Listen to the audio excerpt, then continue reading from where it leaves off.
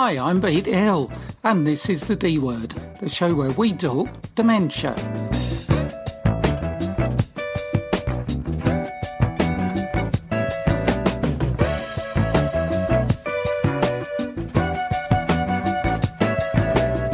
Glad to have your company again for another hour of dementia chat and music here on UK Health Radio. Now, radio is something I've been lucky enough to be involved in since I was a teenager. So when I came across Merseyside Dementia Radio, I had to find out more. Well, I'm delighted to say that founder Nat Gavin will be joining me after this from Gabe Lee. That's a great album called The Hometown Kid from Gabe Lee, and taken from it is that track Lucky Stars. From the days of the crystal set, radio has come a long way, and now with advances in technology, there are thousands of stations out there. Few of them, though, claim to be dementia friendly, and that's where our guest this week, Nat Gavin from Merseyside Dementia Friendly Radio, hopes to make a difference. So, how did Nat first get the idea for dementia friendly radio? Well, the inspiration behind it was whilst caring for my gran, who was at the later stages of her dementia. Just looking for something for her to listen to. She was listening to, we'd leave on a lot of commercial radio for her through the night, and even stations that were ostensibly more relaxing music would have ad breaks or complicated like sound design for jingles and idents and things. So I thought it would be nice to find something to just leave on for her, maybe a station that was on DAB, on the telly, and I didn't find anything. So I thought, I started the idea started to germinate to do something myself. I had a little bit of experience in very small niche internet radio before that, and I've got a history in music production and audio editing. So I decided to use my skills for good rather than just messing about. Yeah, what I was saying is probably what listeners would want to know is what makes a dementia-friendly radio station? Yeah, that's usually people's first question. So I suppose the cop-out answer to that is that it's continually evolving what makes it dementia-friendly, because we constantly strive to make it dementia-friendly. So that's the kind of the driving force that makes it dementia friendly. Feature wise, to begin with, I was going to have it so that there was no talking on there whatsoever, because purely from, anecdotal, from personal experience, I noticed that when there was voices on the radio, my gran was a little more distressed. She'd think that somebody was in the room. So I thought to maybe just have music, just have relaxing music 24/7. But then when I kind of started shopping the idea around to the dementia community in Liverpool, it was suggested that we could have voices so long as they're friendly, comforting ones. So for me, what makes it dementia friendly is no adverts for a start, because I think, again, as a personal thing, I think that adverts are meant to manipulate and kind of distort the truth. So aiming that at people with dementia seems quite sinister to me. It was basically more about subtracting things from normal radio. So no sound design. If there are voices, they should be clear and simple. We try not to have multiple people talking over each other. There's a lot of kind of commercial radio that might have 3 people having a chat, all talking over each other. And obviously people with dementia can experience perception issues, including auditory hallucinations or just difficulty kind of concentrating or discerning between different sounds. So if there's a lot of people talking at the same time, that can be overwhelming. It can be overwhelming for most, but specifically people with perception issues. Another element that's dementia orientated is that we have self-care reminders, such as to just drink some water or have a cup of tea. We pepper them throughout the day. We'll have reminders to have breakfast, lunch and dinner. we try to make them that they are gentle, friendly reminders rather than somebody patronizingly saying, remember to drink some water. We try to make it a lot more friendly than that. And we try to make the way people experience our radio as dementia friendly as possible. We're unfortunately stuck with internet radio at the moment. Ideally, we'd like to be on community DAB license. I'd intended for the station to be on a FM community radio license, but they were scrapped, or they were no longer handing out new licenses for community radio about 4 months into me starting this project. So that kind of scuppered that a little bit, but now we're waiting for a community DAB license. Sorry, I went off on a tangent a bit there. So yeah, dementia friendliness is just, I use the rule of thumb when we're talking about producing a new show or a new element of the station. I think of somebody living with dementia on their own, listening to our station, and if the idea of a certain element of the station, if it makes me sad, if the idea of them listening to it, or makes me worried for them, I won't do it. I'll scrap it. It's a bit of a crude rule of thumb, but I think it's been working so far. We do also try and speak to local dementia groups, memory groups, and memory cafes about ideas that we're having to kind of test the waters and see what people think. UK Health Radio, the station that makes you feel good.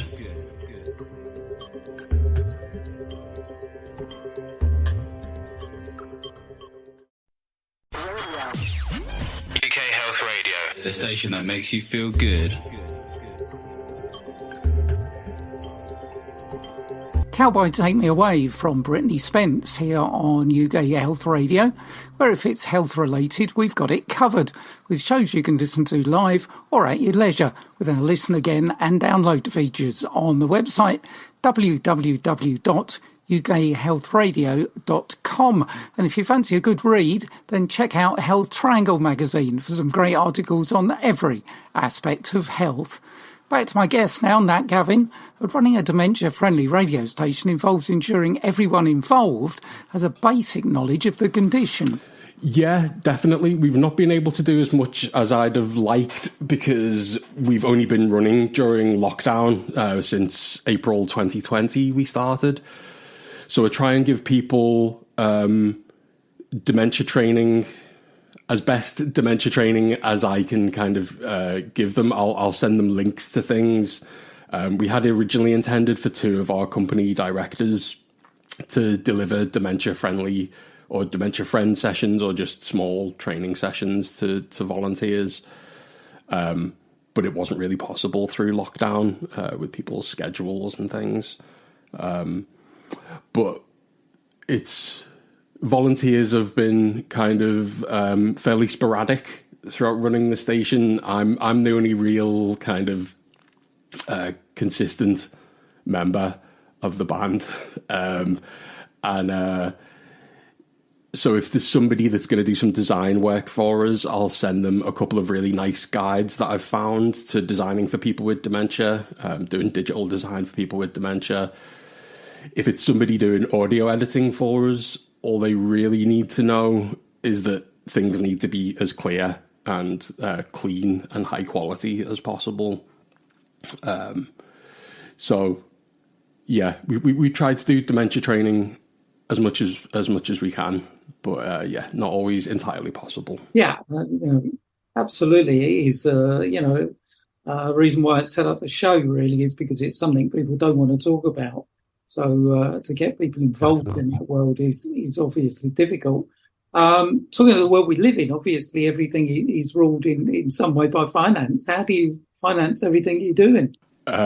With great difficulty at the moment. To begin with, I was self-financing the project. We got a couple of very small kind of micro grants from local projects, local initiatives. We did get a a small grant from the National Lottery as well last year for a project we were doing, the Playlist Project. We have a Patreon so that people can donate a small amount every month. It's not really thriving at the moment, but hopefully it'll grow over time.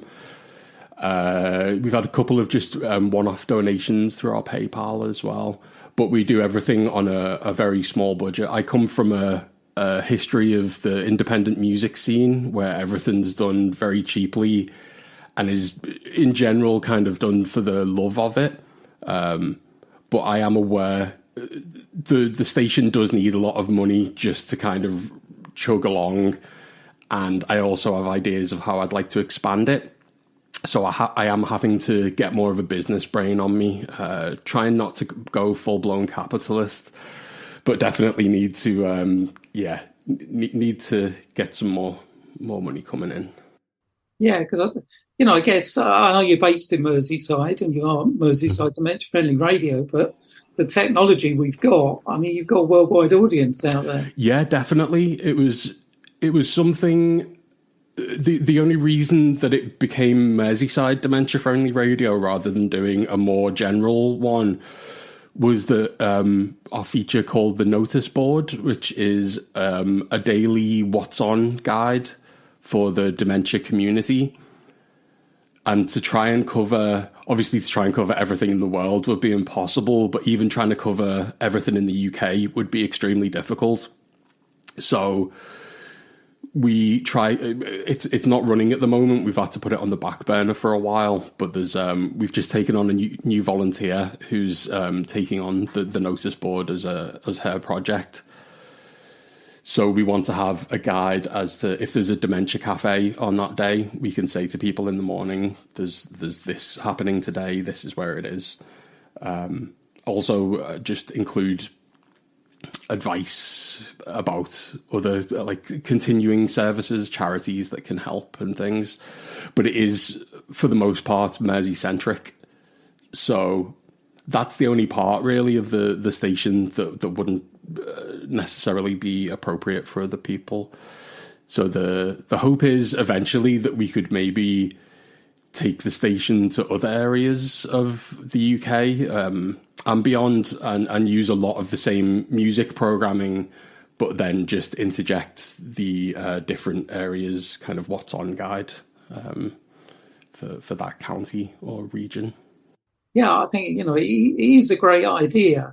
There's no doubt. And also there's no doubt about the power of music in dementia, which is, a big subject. Music for Dementia is obviously set up. I've had Grace Meadows, who's the technical director there, on the show. But I have you also, the interesting thing we got talking about was that you don't base music on someone's age, because that's a very dangerous thing to do. And I have a kind of personal example where when I was working with the Alzheimer's Society, I was given what I called My Old Man Said Follow the Van CD, which basically had songs, First World War and before and whatever. Yeah. And they're still appropriate. I'm not saying they're not in the appropriate setting. But when I had a 90-year-old pull me to one side and Wynne said to me, Pete, can you turn that off and please put on some ABBA and Michael Bublé? It came across to me, you just cannot judge someone's musical taste by their age. Yeah, definitely. I think it can be a nice starting point. I don't know if you're familiar with Playlist for Life, the music and dementia charity. I worked as a local organizer for them for a year. And a big part of that is talking about the memory bump, which is the time of our lives in which we'll make the strongest connections to pieces of music. And that's generally between the ages of 10 and 30. For me, it's definitely my teenage years, the songs that I'll feel most nostalgic for, which would be 90s heavy metal, if you're asking. So, but then that's just one part, one area that we can make these connections to music. It is also songs identity tracks. That could be things like religion or sports teams, or even just like social groups. It could also just be songs from a child's wedding, or just any kind of big event that happens later in life. Or maybe for some people, they did kind of, maybe they were late bloomers and went out raving like later in their lives, so have these connections to different music. It is really difficult to tell. Obviously, you can't please everybody. The techniques that Playlist for Life, well, the thing that Playlist for Life promotes is personalized, personally meaningful music for each individual, which is a really important thing to think about and to act upon. I suppose the idea for the station is that we do try and give a kind of, we try to cover as many areas as we can in the hope that people can listen to them more in group settings. Or I know from personal experience, my mum's living with dementia as well, and we have a personal playlist for her, and she loves listening to it over and over again. But for those around her, it might start to grate a little bit if it's the same playlist playing over and over again. So the idea with the station is that we have a little bit more variety to it. We generally cover music from the 30s to the 80s, which is obviously a huge amount of music. I originally went at it with just putting whole albums of music on, and more obscure things, a lot of kind of jazz and things as well, and folk music. But now we try to keep to the hits, so there's more of a chance that more people would have heard it in their younger years, because it would have been more present on radio and things. The brilliant Cactus Blossoms and Traveller's Paradise. If you're a fan of the Everly Brothers, then check out the Cactus Blossoms. If you're working on a new project or got a story to tell, we'd love to hear from you here on the D Word, either on social media at Radio TDW, on Twitter, the Radio TDW Facebook page, or of course by email to tdwradio@gmail.com. My guest this week is Nat Gavin from Merseyside Dementia Friendly Radio, established during lockdown, which made it difficult to get an idea of listener numbers. Well, when we were first starting out, before we started broadcasting, when I was still kind of forming the ideas, I attended quite a few dementia groups, memory groups and things, and handed out surveys, questionnaires rather, to get an idea of people's ages, what kind of radio they listen to currently, if at all. And then I had quite a long list of genres or eras to get an idea of what might be most popular. It wasn't an exhaustive kind of way of doing it by any means, because obviously we didn't go into a lot of care homes. This was just before lockdown happened, so we went to a few dementia groups. We were hoping to visit care homes to get a more in-depth idea, because obviously people that visit dementia groups are still out and about. It might be people who are kind of earlier on in their dementia journey. So we didn't really get to get out there and get as much information as we'd like. But yeah, we did our best, and we continue to try and kind of change the playlists if we get some feedback. But obviously feedback from people is also a little difficult. It can be, for a while, the only feedback I was getting about the station was from my mum and dad, and then from a friend called Roy who lives with dementia, and they had polar opposite ideas about the station or preferences about the station. So I was still kind of none the wiser a lot of the time. But yeah, listenership-wise, for a long time, there weren't really any people listening. But it was nice because we launched early to address the issues of isolation, loneliness during lockdown. So we'd already launched. People were listening to it as we were promoting things, but we didn't really have a steady listener base. but it's given us a chance to kind of work on things, the more technical side of things, and the business side of things. But we more recently started to promote it a bit more old school. Rather than using social media, I got posters and flyers designed by my friend Joe, and I've been going out, sticking them up in shops and doctors' surgeries, and handing them out to dementia groups. And our listener numbers have gone up since then, because obviously the people that we want to reach the most might not be as present on social media. So yeah, listener numbers are going up.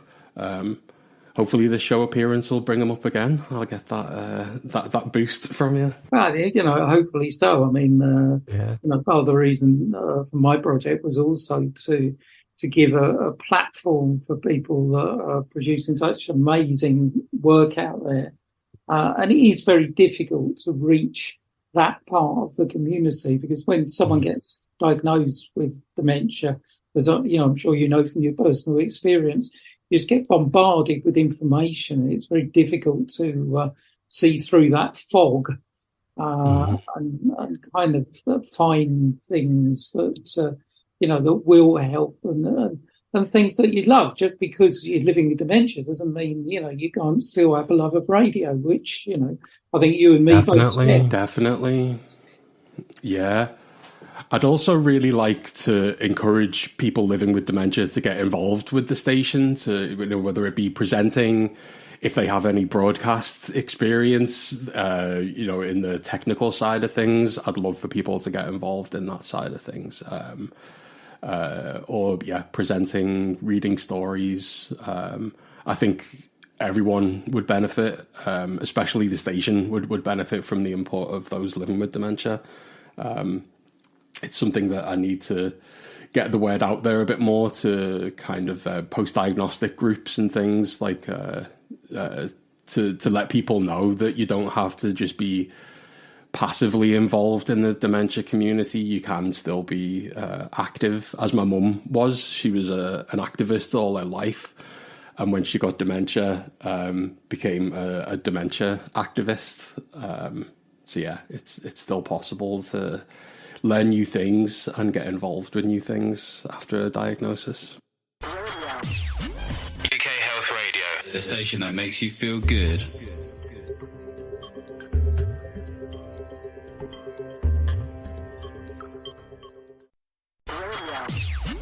UK Health Radio, the station that makes you feel good.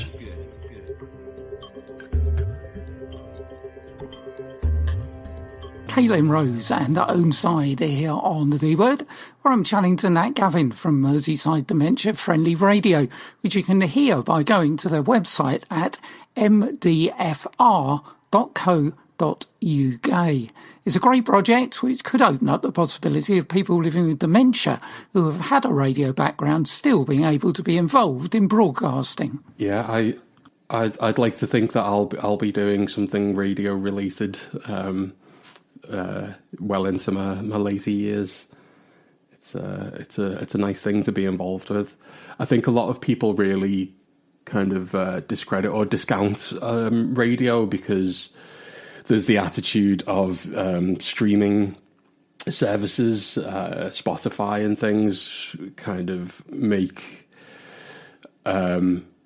radio, what's the word I'm looking for? Not to avoid, make it unnecessary anyway. Obsolete. They think that it makes radio obsolete, but I think having somebody else choose the music and maybe have a little chat to you really goes a long way. I think the idea that Spotify has taken over from radio is a little bit naive, I think, because there isn't that element of somebody curating something for you. Obviously, there are algorithms that can come up with nice playlists for you and things, but a human kind of choosing music and maybe talking to you about the music can really go a long way for a lot of people, especially if it's people who are on their own a lot of the time. Yeah, and I think that's I always think of people with dementia radio sometimes becomes carers radio. Because it's carers that put it on. I think I get, the step is to realise, as you do, that it's for people living with dementia. And I like to see carers and people living with dementia as a kind of team approach. So, it's for both of them. Yeah, this is something that I kind of had to address myself last year. We were having a lot of interviews with people where we were talking about dementia, and I realised after a little while that some of the content wasn't necessarily dementia friendly, or maybe talking about the difficulties around being a carer and things might not be... It's kind of patronising to say it's not dementia friendly, but again, if I think of somebody living with dementia on their own, listening to someone talking about how hard it is to care for someone with dementia, it makes me a bit sad. So we're now going to start up some podcasts that are specifically, not necessarily specifically for carers, but are dementia related without it necessarily being dementia friendly. Some things that we wouldn't broadcast, but that do need addressing, such as advice for carers, or carers just being able to vent about their situation, or people living with dementia being able to vent about their situation. I mean, there's a lot of emphasis on people talking about living well with dementia, which is really a really important thing to talk about. But I'd also like to give a platform to people living with dementia to just proper have a whinge, or, express their anger about their situations.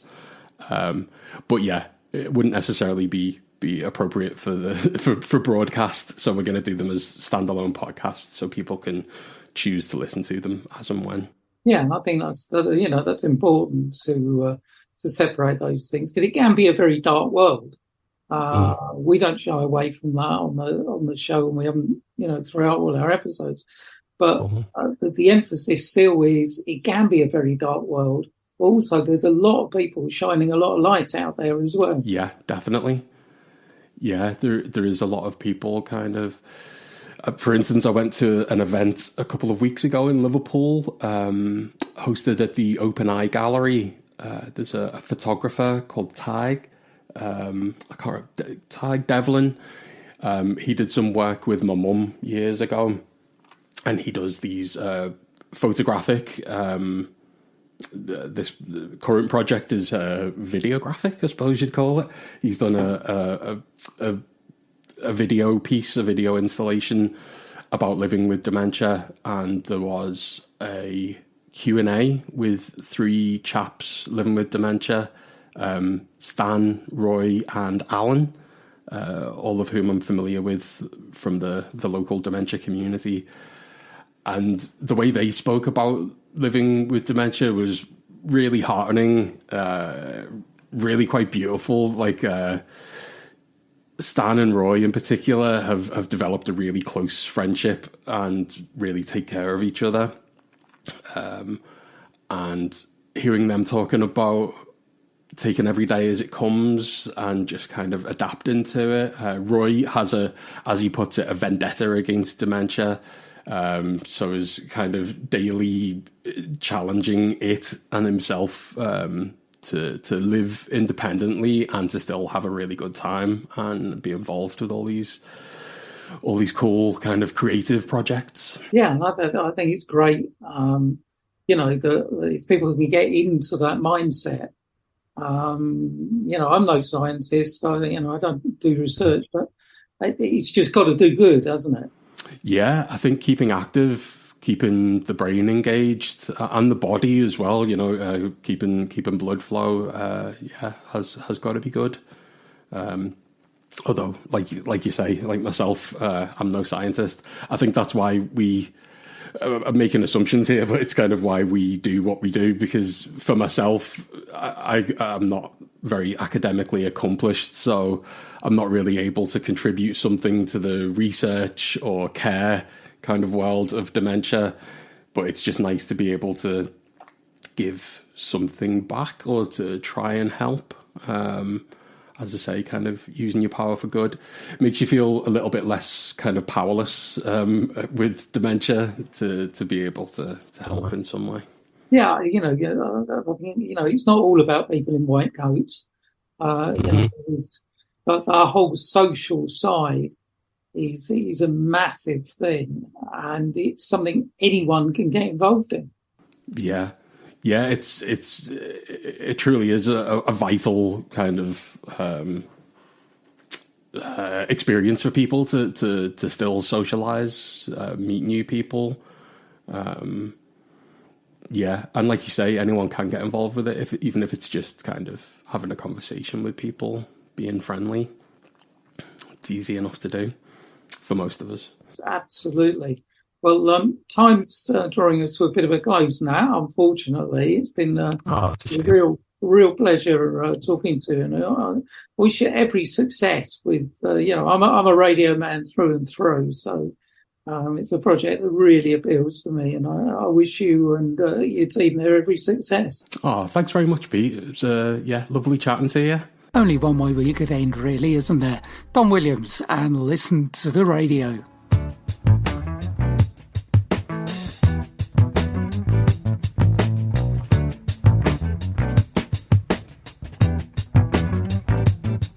My thanks to Nat for telling us all about a great project. So do go and give Merseyside Dementia Friendly Radio a listen at mdfr.co.uk.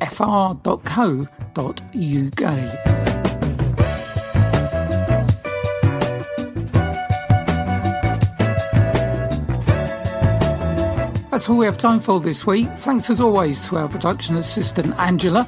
Next week we're going stateside, as my guest will be American dementia coach Ethel Lord. So until then, thanks for listening and take care now.